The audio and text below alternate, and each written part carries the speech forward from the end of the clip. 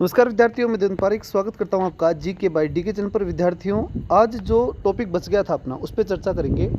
गुप्तकालीन जो स्थापत्य में कुछ रह गया था और बाकी जो है गुप्तकाल का साहित्य, वो कम्प्लीटली आज तैयार करेंगे।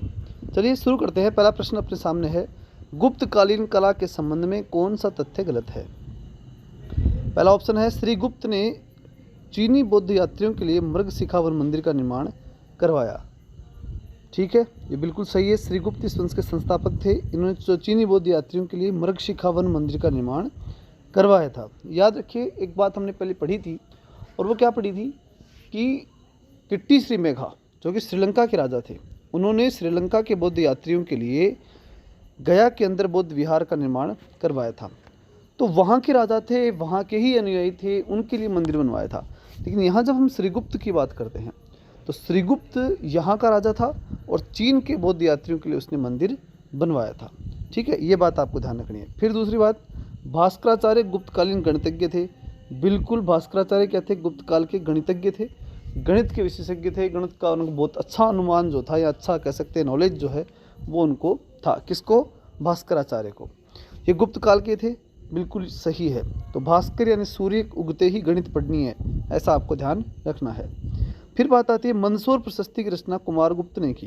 देखिए, मंदसौर प्रशस्ति की जो बात की जाती है, तो उसमें ध्यान रखना, मंदसौर प्रशस्ति, इसके अंदर चल आखिरी ऑप्शन को देखने के लिए कर लेते हैं अपन, जिससे और भी स्पष्ट हो जाएगा आपके।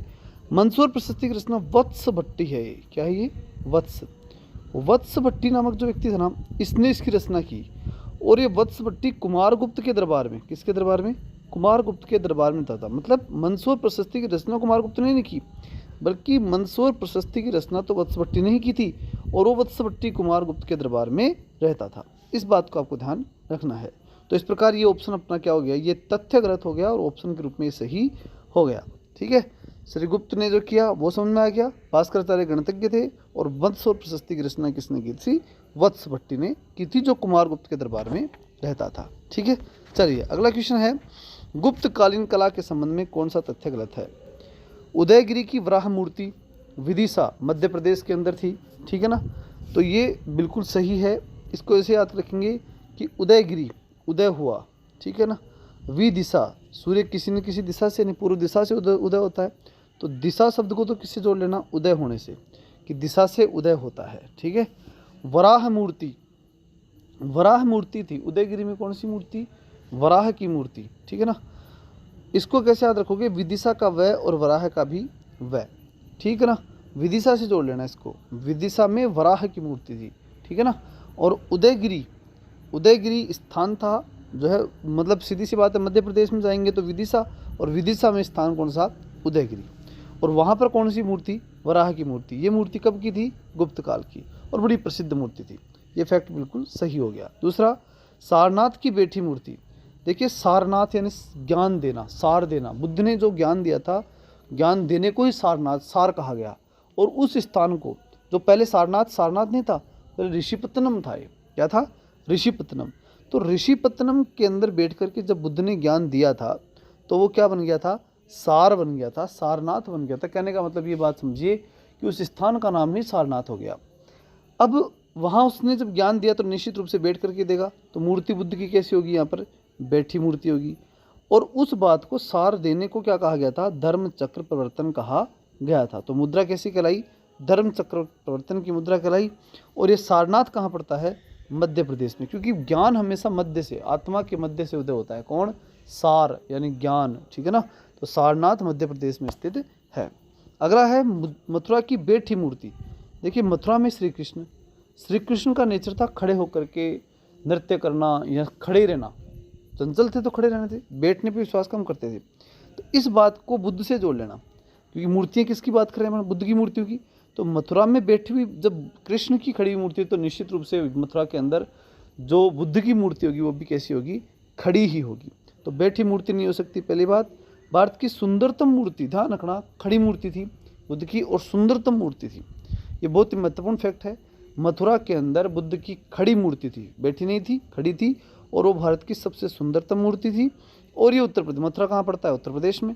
तो इस प्रकार से बैठी की जगह क्या आएगा? खड़ी मूर्ति आएगा। इसका मतलब ये फैक्ट क्या हो गया? अपना गलत हो गया।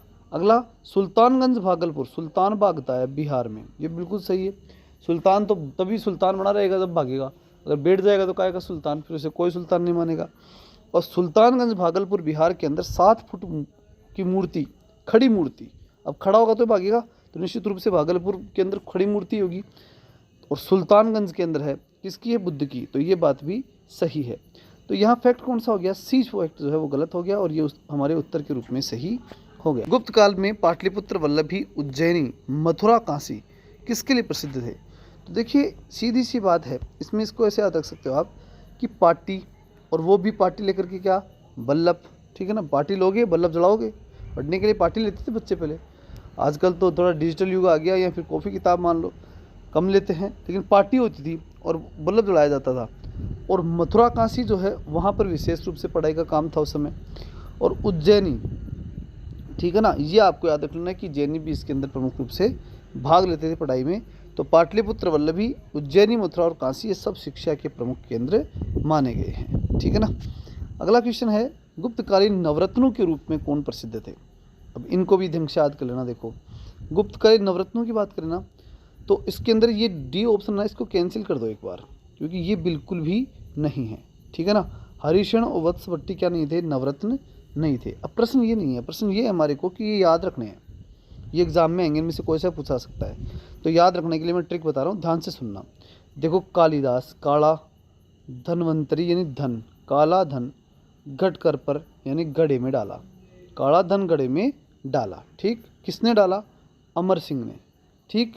अमर सिंह क्या बन रहा था उस समय जब गड़े में डाला था? वर, यानी उसका विवाह होने वाला था, वर रुचि, ठीक है ना। तो काला धन गड़े में डाला अमर सिंह ने, क्योंकि उसकी वो उसमें वर बनने वाला था और उसको रुचि थी कि मैं कैसे भी करके जो है मेरा शानदार विवाह करूं, ठीक। उठा करके उसने क्या कर दिया? बेताल भट्ट, मतलब उसे छुपा, जब पहले वर ने क्या किया था? छुपाया इसको, धन को क्या किया? छुपा दिया, ठीक है ना। धन को अपने पास, जो काला धन था उसको छुपा दिया, तो छपणक। अब छुपाने के लिए क्या किया? खड्डा किया और अंदर डाल दिया, डाल करके खड्डे में ऊपर क्या रख दिया? भट्ट, भट्ट यानी पत्थर, भाटा, पत्थर रख दिया उसके ऊपर। लेकिन उसको किसने खोज लिया? वराह ने, वराह का मतलब होता है सुअर, उसने उसको जा करके फिर भी खोज लिया। तो क्या बताया मैंने? काला धन, इसको एक बार वापस से देखना, क्या बताया है इसमें? काला धन यानी कालिदास धनवंतरी, गड़े में, काला धन गड़े में किसने डाला? अमर सिंह ने। क्या बन रहा था? वर। क्या किया उसने? उसको छुपा दिया। बेताल भट्ट, उसके ऊपर क्या रखा उसने? बाठा रखा। और क्या किया? वराह ने उसे खोज लिया। ये सारे क्या थे? गुप्तकालीन नवरत्नों के रूप में जाने जाते थे, ठीक है ना। अगला क्वेश्चन है, गुप्तकालीन प्रशस्ति अथवा अभिलेख के संबंध में कौन सा तथ्य गलत है? प्रयाग प्रशस्ति, हरिशेन, प्रयाग प्रशस्ति हरिशेन बिल्कुल सही है। समुद्रगुप्त, प्रयाग प्रशस्ति समुद्रगुप्त सही है। अब आप कहोगे सर ऐसे कैसे? दोनों सही है। दोनों सही की मतलब ये है कि देखो प्रयाग प्रशस्ति जो थी ना, वो समुद्रगुप्त के बारे में तो लिखी गई और हरिशेन ने लिखी, ठीक है ना। समुद्रगुप्त, प्रयाग से जब पानी गया तो कहाँ जाएगा? समुद्र में जाकर गुप्त होगा, तो प्रयाग प्रशस्ति समुद्रगुप्त के संबंध में है। और लिखी किसने? हरिशेन ने। और चूँकि प्रयाग में किसकी पूजा होती है? हरि की, भगवान हरि की पूजा होती है, तो ये दोनों बिल्कुल सही है। प्रयाग प्रशस्ति समुद्रगुप्त से संबंधित है और हरिशेन ने इसकी रचना की थी। अब आता है मंदसौर अभिलेख, ये भी थोड़ी देर पहले चर्चा की थी अपन ने। मंदसौर अभिलेख की जब हम बात करते हैं ना, तो इसमें एक बात समझने की है कि मंदसौर अभिलेख, इसमें मालवा नरेश यशोवर्मन, इसको ध्यान से समझना, ये अच्छी तरह इंपॉर्टेंट समझने की बात है। हरिशेन तो नहीं होगा, ये तो पक्की बात है ना, थोड़ी देर पहले बताया था। मंदसौर अभिलेख किसने लिखा था? वत्स भट्टी ने। किसने लिखा था? वत्स भट्टी। वत्स भट्टी ने तो इसे लिखा, किसको? मंदसौर अभिलेख को। किसके संबंध में लिखा? जब वत्स यानी बेटा कोई अच्छा कार्य करता है तो हमें शोर नहीं मचाना चाहिए। किसका? उसका यशगान करने का, यशोवर्मन, ठीक है ना। उसका यश बढ़ाने के लिए हमें क्या नहीं करना चाहिए? शोर नहीं करना चाहिए। शोर करें तो भी कैसा करें? मंद शोर, ठीक है ना, मतलब कम शोर करना चाहिए, ठीक है ना। जब वत्स यश प्राप्त करे तो मंद शोर करना चाहिए। तो वत्स भट्टी, यशोवर्मन और मंदसौर अभिलेख, ठीक है ना, यानी मंदसौर अभिलेख को वत्स भट्टी ने लिखा और यशोवर्मन के संबंध में लिखा। राजा कौन था? यशोवर्मन। चलिए अगला क्वेश्चन है, गुप्तकालीन साहित्य के संबंध में कौन सा तथ्य गलत है? कालिदास, कालिदास को भारत का शेक्सपियर कहते हैं, बिल्कुल सही बात। कालिदास ने 4 काव्य लिखे, बिल्कुल सही। 4 नाटक लिखे, बिल्कुल गलत। नाटक कितने लिखे थे? 3। कितने नाटक लिखे? 3 नाटक लिखे। महाभारत रामायण का अंतिम संपादन हुआ, बिल्कुल सही है। गुप्त काल में संपादन हुआ था आखिरी। रामायण महाभारत आखिरी रूप कहाँ लेते हैं? गुप्त काल में। मृच्छकटिकम शूद्रक, इसको ऐसे याद रखना कि उस काल के अंदर जो मछली पकड़ते थे ना, उन्हें शूद्र कहा जाता था। ऐसे याद रखने के दृष्टिकोण से, ठीक है ना, नहीं तो उस समय कहा जाता था, ना आज कहा जाएगा, ठीक है ना। बस याद रखने के दृष्टिकोण से मृच्छकटिकम शूद्रक, ठीक है ना, मछली पकड़ने वाले शूद्र होते हैं, ऐसा याद रख लेना। अब इसमें गलत कौन सा हुआ? ये हो गया बी, ठीक है ना, क्योंकि नाटक कितने? 3 नाटक, और काव्य कितने? 4, ठीक है ना। तो ये क्या हो गया? इसमें गलत हो गया, और उत्तर के रूप में हमारा ये सही हो गया, ठीक है। चलिए अगला क्वेश्चन देखते हैं। निम्न में से कालिदास का महाकाव्य, कालिदास का क्या? महाकाव्य। काव्य की बात हो रही है, नाटक की नहीं हो रही, किसकी बात हो रही है? काव्य की। तो कालिदास का महाकाव्य जो है वो नहीं है। कौन सा नहीं है? तो देखिए, कुमार संभव, मेघदूत और रघुवंशम, ये 3 काव्य हैं। याद कैसे रखोगे वो देखो। ऋतु संहार एक और था इनका, काव्य क्या थे? 4, ठीक है ना, मैंने बताया था ना थोड़ी देर पहले। काव्य कितने? 4। उसमें सबसे पहले आपको याद रखना है ऋतु संहार। देखो कैसे याद रखेंगे, याद रखने का तरीका सुनो पहले। रघुवंशम, मेघदूत, कुमार संभव और ऋतु संहार, मतलब रघुवंश, रघुवंश यानी भगवान राम, उनके लिए प्रत्येक चीज़ संभव है, कुमार संभव, ठीक है ना। रघुवंश कुमार के लिए प्रत्येक चीज़ संभव है। जैसे ऋतु संहार, चाहे कैसी ही ऋतु हो उसमें भी क्या बरसा सकते हैं? वो मेघ वर्षा सकते हैं। बिना ऋतु के भी मेघ वर्षा सकते हैं, मेघों की वर्षा तो कर सकते हैं। ये 4 तो क्या हो गए इनके काव्य। अब है अभिज्ञान शाकुंतलम जो दिक्कत दे रखा ना, ये इनका क्या है? नाटक, ठीक है, जो प्रसिद्ध नाटक है। नाटक कितने थे इनके? 3। थोड़ी देर पहले मैंने बताया था, 4 काव्य और 3 नाटक। तो यहाँ उत्तर कौन सा गलत हो गया? ये फैक्ट कौन सा गलत हो गया? ये ए, और उत्तर के रूप में ये बिल्कुल सही हो गया, ठीक है ना। चलिए, निम्न में से कौन सा तथ्य गलत है? ऋतु संहार, ऋतु संहार एक गीति काव्य है, बिल्कुल सही है। ऋतु जो है, ऋतु के मतलब ऋतुओं का वर्णन करने के लिए गीत गाएंगे, तो ऋतु संहार गीति काव्य है। 6 सर्ग हैं 6 ऋतुओं के लिए, बिल्कुल सही बात है।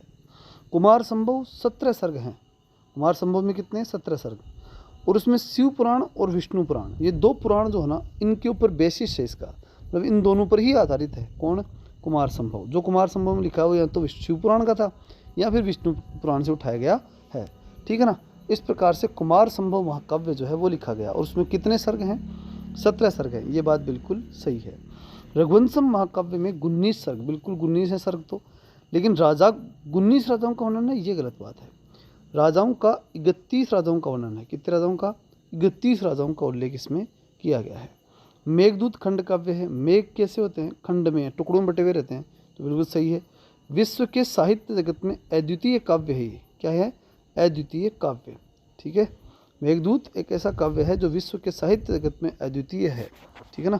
तो यहाँ कौन सा गलत हो गया? ये सी ऑप्शन है ना, वो अपना गलत हो गया था, क्योंकि इसमें 19 दे रखे थे, तो ये गलत हो गया, और ये हो गया अपना फैक्ट गलत, और उत्तर के रूप में ये सही हो गया। अगला चलते हैं। इनमें में से कौन सा तथ्य गलत है? मृच्छकटिकम शूद्रक, बिल्कुल मृच्छकटिकम किसका है? शूद्रक का। कामसूत्र, न्याय भाष्य, वात्स्यायन, ठीक है ना। कान्हा व्यास ऐसे याद रख सकते हो इसके अंदर, ठीक है ना, एक ट्रिक के रूप में। कान्हा व्यास का मतलब है का यानी कामसूत्र, न्याय यानी न्याय भाष्य, कान्हा, ठीक है ना, और व्यास का मतलब वात्स्यायन, ऐसे भी याद रख सकते हो। और अगर ये ट्रिक याद नहीं रहे तो एक काम और कर सकते हो आप इसमें, कि जो न्याय चाहता है ना अपने जीवन में, वो काम करता है, बात नहीं करता। बात यानी बात, जिसको अपने जीवन में न्याय चाहिए वो काम करता है, बात नहीं करता। तो कामसूत्र, न्याय भाष्य, ये दोनों वात्स्यायन की हैं, ये भी बिल्कुल सही है। मृच्छकटिकम शूद्रक मैंने थोड़ी देर पहले बताया था, ठीक है ना, ये भी सही है। अब बात आती है वृहत संहिता, अमर सिंह और महाकाव्य महायान सूत्र अलंकार असंग। तो यहाँ देखो, महायान सूत्र अलंकार है ना, ये असंग का है, बिल्कुल सही है। कैसे याद रखोगे? महायान कितने बना लो, कितने बड़ा यान बना लो, अगर स्वर्ग में जाओगे ना जब भी, यानी मृत्यु के बाद, ठीक है, तो असंग आपके साथ कुछ भी नहीं जाएगा, हमारे सब के साथ कुछ भी नहीं जाएगा। असंग, महायान सूत्र अलंकार असंग, महायान कितना बड़ा बना लो, असंग, वो हमारे संग नहीं जाएगा। वृहत संहिता, वृहत संहिता अमर सिंह की नहीं है, ठीक है ना, किसकी है? वैसे वृहत संहिता और वैसे वराह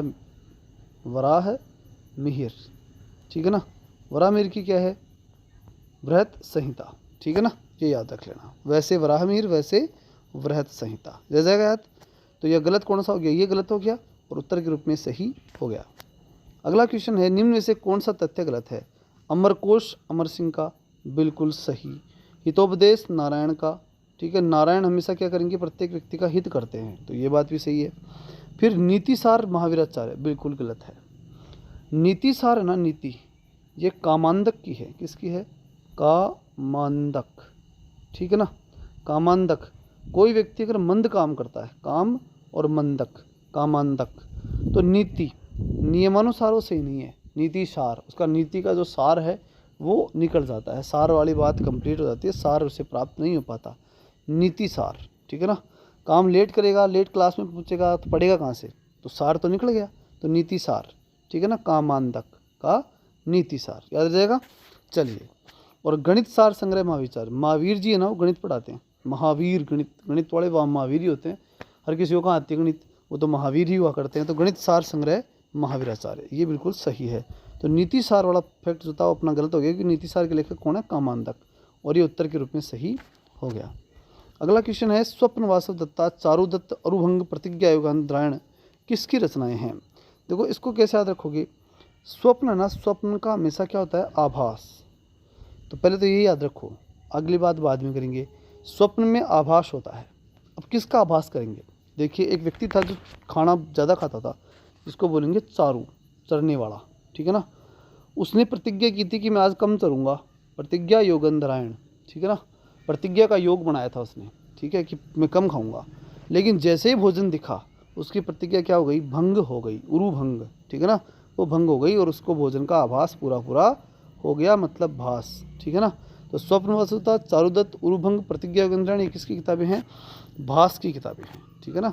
समझ में आ गया बात, कोई दिक्कत नहीं आएगी। अगला है, नीति शतक, वैराग्य शतक, श्रृंगार शतक किसकी रचनाएं हैं। ये रचनाएं किसकी हैं, तो देखिए इसमें क्या रखना है, शतक, शतक तो भर दिए, जैसे भारत की झोली में शतक भर दिए, ठीक है ना, शतक भर दिए मतलब भरतरी। नीति शतक, वैराग्य शतक, श्रृंगार शतक, ये शतक किसके हैं, भरतरी के हैं, किसके हैं, भरतरी, शतक को भर दिया, झोली में शतक भर दिए। और याद रखने के लिए ज़्यादा डिटेल से, तो यह इसमें याद रख सकते हैं, वैराग्य और नीति, ठीक है ना, श्रृंगार, श्रृंगार, वैराग्य और श्रृंगार एक दूसरे के विपरीत हैं, ठीक है ना। तो जो भरतरी है ना, वो श्रृंगार नहीं करते, ठीक है, वो क्या करते हैं, वैराग्य को प्राप्त कर लेते हैं और नीति के अनुसार जीवन जीते हैं, ठीक है ना, ये भरतरी की विशेषता थी। तो इस प्रकार से कंप्लीट आपके क्वेश्चंस हुए, ठीक है ना। और इसी के साथ में मैं एक बात कह सकता हूँ आपको कि आपका गुप्त काल का तो हो गया पूरा, गुप्त काल में तो इससे बाहर कुछ आएगा नहीं। पिछला वीडियो देख लेना और ये देख लेना, ये 26 क्वेश्चन टोटली कंप्लीट हैं। अब बात एक महत्वपूर्ण है कि जो अपना मुगल काल है ना, ये तो कमेंट डालना इसमें, क्यों, क्योंकि मुगल काल की दो कंडीशन देखो। मुगल काल में अगर ऑब्जेक्टिव पढ़ोगे तो हो सकता है कि ऑब्जेक्टिव में सब कुछ मैटर आ नहीं पाए। थ्योरी अगर पढ़ोगे पूरी डिटेल के साथ में, तो उसके लिए आप मुझे बताओ, मतलब प्रैक्टिकली पढ़ना चाहते हो या थ्योरेटिकली। अगर पूरी थ्योरी पढ़ोगे तो उसका तरीका अलग है, और अगर ये पढ़ोगे तो ये तरीका अलग है। उसके लिए मुझे क्वेश्चन टाइप करने हैं, टाइम भी इसमें लगेगा देखो। लेकिन अगर आप पूरी तरह से क्लासरूम के रूप में पढ़ना चाहते हो, तो क्लासरूम में मैं आपको ये वादा करता हूँ कि मुगल काल को अच्छे से आपको याद करवा दूँगा। अब ये आपकी इच्छा के अनुसार है, आप जैसा चाहोगे वैसा मैं आपको पढ़ाऊँगा। तो कमेंट करो इसके लिए, ठीक है ना, इसके लिए आपको कमेंट करना पड़ेगा और उसी के अकॉर्डिंग आपको इसके अंदर भाग लेना पड़ेगा। मैं पूरा कराऊंगा, ये मैंने पहले दिन भी कहा था, आज भी कहता हूँ, ठीक है। सहयोग आपका है तो लगातार मैं डालता रहूँगा, मुझे कोई दिक्कत नहीं है। लेकिन इंपॉर्टेंट बात यह है कि ये निर्णय हमें करने पड़ेंगे आगे बढ़ने के लिए। और देखो एक बात मैं पहले कह दूँ, मैं आपको जितना कहा है उतना ही करूँगा, मेरे से बाकी चीज़ें आप अपने स्तर पर तैयार ज़रूर करते रहें, ठीक है ना। मैंने आपको इंडियन हिस्ट्री के बारे में कहा था, वो पूरी कराऊंगा। राजस्थान की हिस्ट्री जितनी करा चुका उतनी करा चुका, बाकी आपको पढ़नी है, ठीक है ना। अब मैं सिर्फ इंडियन हिस्ट्री करा पाऊंगा इस समय में, ठीक है ना। जो भी इसके अंदर जितने भी अपने जो राष्ट्रीय आंदोलन के नेता है ना, वो पूरे कराऊंगा, उनमें कोई चिंता नहीं। और वो उनमें वो करवा दूंगा कि उनसे बाहर कुछ आएगा नहीं, ठीक है ना। इसलिए अपने स्तर पर पूरी तैयारी आप रखेंगे। चलिए मिलते हैं नेक्स्ट वीडियो में, तब तक के लिए जय हिंद, जय भारत।